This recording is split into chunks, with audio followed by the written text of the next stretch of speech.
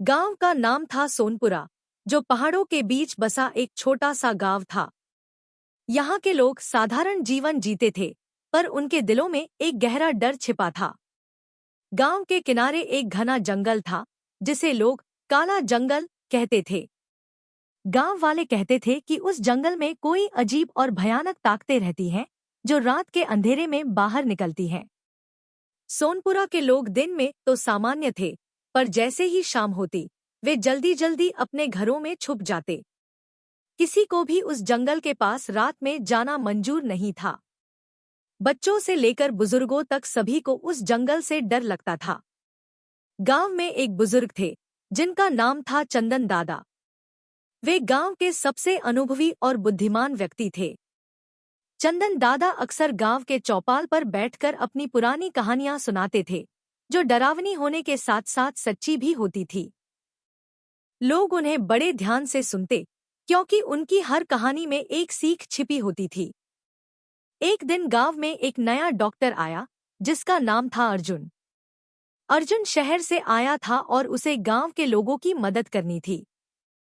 वह एक सरल और दयालु व्यक्ति था, जो हर किसी की बात ध्यान से सुनता और मदद करता। अर्जुन को गांव के बारे में बहुत कुछ पता चला, खासकर उस काले जंगल के बारे में। उसने कई बार गांव वालों से पूछा, पर किसी ने भी उसे जंगल के अंदर जाने की अनुमति नहीं दी। सभी ने उसे चेतावनी दी कि रात में जंगल के रास्ते पर जाना खतरनाक है। एक शाम, जब सूरज ढल चुका था और अंधेरा छा चुका था, अर्जुन अपने क्वार्टर में था। तभी दरवाजे पर जोर से दस्तक हुई। अर्जुन ने दरवाजा खोला तो सामने एक लड़का खड़ा था, जिसका नाम था मुकुंद। मुकुंद के चेहरे पर चिंता साफ झलक रही थी।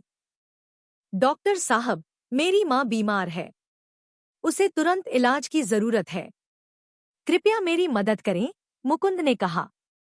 अर्जुन ने बिना देर किए अपनी दवाइयां और उपकरण लिए। मुकुंद के साथ जंगल के उस रास्ते पर निकल पड़ा, जहां गांव वाले जाने से डरते थे। जैसे जैसे वे जंगल के अंदर बढ़े, वातावरण और भी डरावना होता गया। पेड़ इतने ऊंचे और घने थे कि चांद की रोशनी भी मुश्किल से जमीन तक पहुंचती थी। हवा में अजीब सी आवाजें थीं, मानो कोई उन्हें देख रहा हो। मुकुंद ने बताया कि उसकी माँ की तबीयत बहुत खराब है और वह अकेली रहती है जंगल के उस पार एक झोपड़ी में।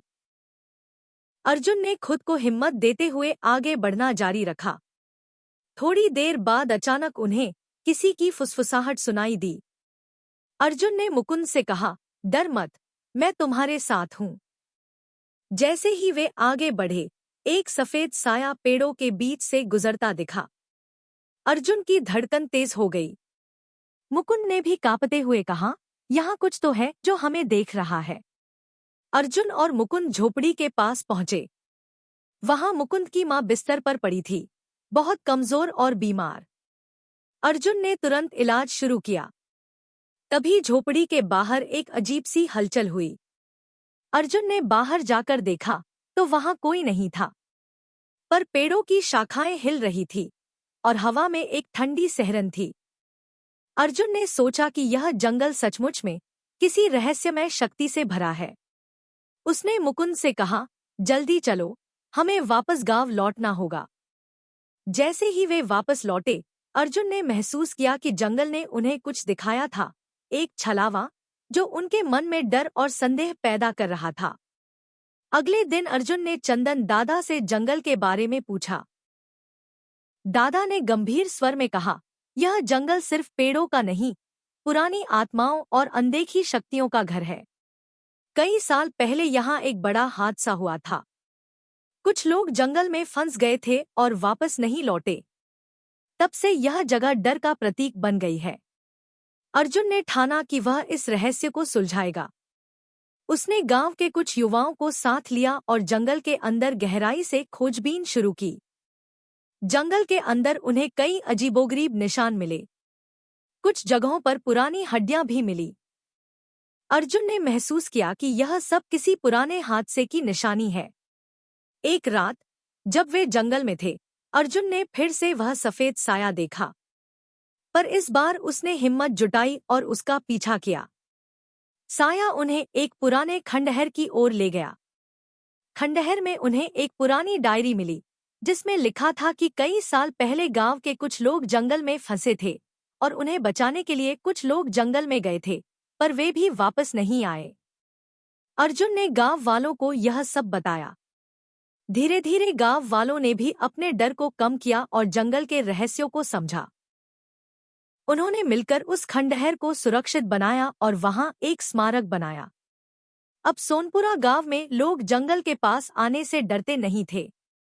वे जानते थे कि डर को समझना और उसका सामना करना ही असली बहादुरी है। यह कहानी हमें यह सिखाती है कि डर और अंधविश्वास से ऊपर उठकर सच्चाई का सामना करना चाहिए और इंसानियत की ताकत से किसी भी मुश्किल को पार किया जा सकता है।